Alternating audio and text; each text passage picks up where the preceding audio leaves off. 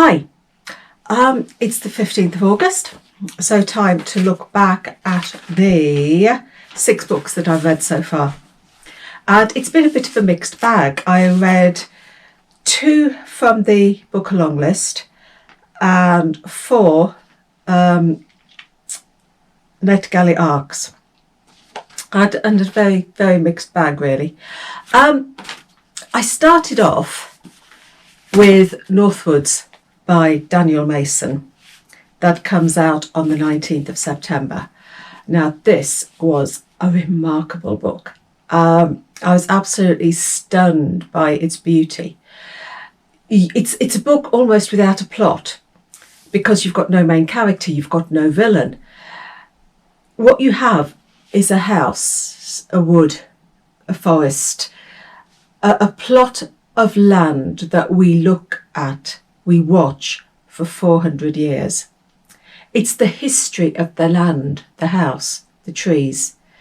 And the book is snapshots of people who've lived in the house, of people who've inhabited the land. You've got a pair of spinster sisters, you've got a crime writer, you've got a squirrel, you've got a beetle.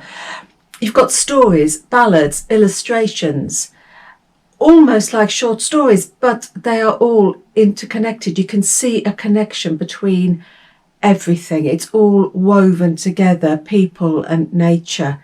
And the writing, the nature writing, is sublime. And you've got everything: sex, art, beauty, supernatural, even a touch of dystopian.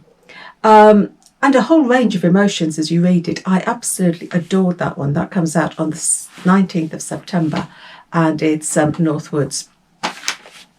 The next one was the first from the book along list, and it's Western Lane by Chetna, Maroo. And it's a novel I didn't know anything about. It was just a total surprise when I saw it on the long list. I didn't know the author, I didn't know the book. And from the blurb, it talks about squash, a game that I played when I was at school. We see the world through the eyes of 11-year-old Gopi, who's lost her mum, and her dad is left as the sole parent for her and her 2 older sisters. It's a book about grief, but it's very subtle and understated, and you see how the family is coping or not coping through Gopi's eyes. He gets the girls to play squash at Western Lane Centre, and squash becomes almost an obsession. It's almost a way of looking at grief, because they don't talk about grief, they don't talk about the mum, they talk about squash, they analyse squash games. Squash is everything. They talk about everything except what is at their heart. It's a coming-of-age novel for Gopi, and you have a lot of symbolism in there. It's a very subtle book. It was all right. I can't say that as a book along list prize it blew me away, but it was okay. The next one was another NetGalley arc, and this is the Vasta Wilds by Groff, and it comes out on the 21st of September. I haven't read Matrix. I've heard so many wonderful things about it. I've never actually picked it up. So I on the back of all the good reviews for Matrix, I picked up this arc. And we see flashbacks into a life that was hard and brutal. We follow the girl. We don't know, you don't really know her name, but she's called the girl, as she escapes from into the wilderness.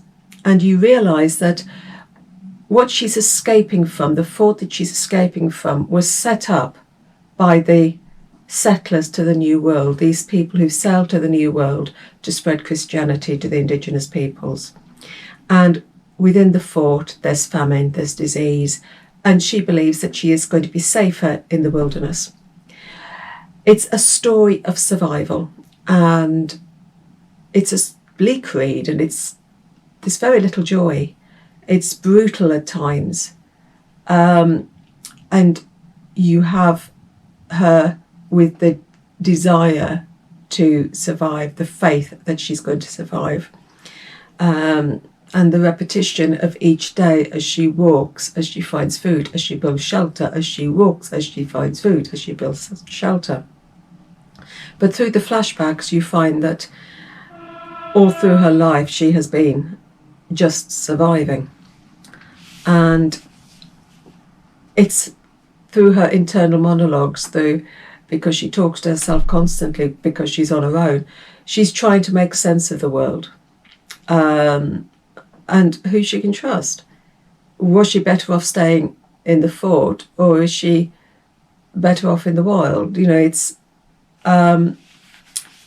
you see her journey as her body and her emotions are tested. Bleak and brutal, but sometimes the writing was stunning. The next one was this one, Study for Obedience by Sarah Bernstein, off the book along list. And this is a book that I'm in two minds about. Our narrator, again unnamed, she's travelled north to an unnamed place to be a housekeeper for her elder brother. And it's a place where she feels an outsider. She can't speak the language, and she almost becomes ostracised. It's almost a novel that is timeless, because you're reading it and you think this is a time when you had the wise women who were feared and revered, and then you have references to social media and Wi-Fi, and there's a sort of juxtaposition there that is jarring at times. The narrator isn't a person that I could really like. All her life she has been obedient to her family, and she has been obedient to her brother, even going so far as to bathe him every day, bathe him in dressing. There are hints of her difference, the way she acts and the way almost the town people turn against her. Hints of anti-Semitism, almost hints of witchcraft, because you've got the animals, strange things are happening to the animals in the community, and she is there leaving little tokens around the town, as witches would in the past. I'm in two minds about this. It's not a book that I really enjoyed. Then the next one was another NetGalley arc, and it comes out on the 21st of September, and it's Upon a Frosted Star by M.A. Kuzniar. Now, I read Midnight in Everwood when it came out, beginning of last year, end of last year, and I adored it. This one, it's set in the 1920s when everybody is celebrating after the end of the First World War. We've got main narrator is Forster, who's an artist, and at a decadent party he becomes captivated by a mysterious ballerina, Adette or Detta. And you've got a wintry setting, you've got descriptions of these once-a-year parties that are full of sparkle and magic and decadence. And then halfway through, when you get Detta's story, you get a magical element as her story is revealed. The descriptions of her ballet performances, again, you've got magic and you've got sparkle. At the heart, you've got a love story. I didn't really feel I wanted more of the love story. I know that as you read the story, you can see why you only get glimpses of their love, but I needed more. When we had those glimpses, I needed more, and I definitely needed more about the villain. Definitely, I didn't feel there was enough about him at all. I enjoyed it, but I can't say I loved it as much as I did Midnight in Everwood. And then the last one I read this month was another from the book along list, If I Survive You by Jonathan Escoffery. And again, it's a book that didn't really blow me away. So I've read 3 off the book along list, and none of them have blown me away yet. It's a series of interconnected stories, this is, It's about a Jamaican American family, and in the 1970s, Topper and his wife Sanya moved to America from Jamaica. They built a house. They had 2 sons, Delano and Trelawney. And the first story, you've got Trelawney being asked constantly, what are you? Being asked to almost prove it, his ethnicity. You know, are you Puerto Rican? Are you Cuban? Are you Jamaican? Are you... he doesn't really feel that he's fitting in anywhere. The other stories, you have stories of Delano, you have stories of Trelawney, and you see the rivalry between the 2 brothers, because the father, when the marriage broke up, the father chose Delano over Trelawney, and so you've got this rivalry between the 2 brothers. Both brother wants better from life. Neither of them feel that they've got a good hold on things. And they're sort of, you've got life stacked against them with racism and poverty as well. It says on the thing on the front, hilarious, like nothing you've read before. I didn't really find it funny. I find their stories quite tragic, and again, it was another off the book along list that didn't blow me away. So those are my 6 reads of the first half of August.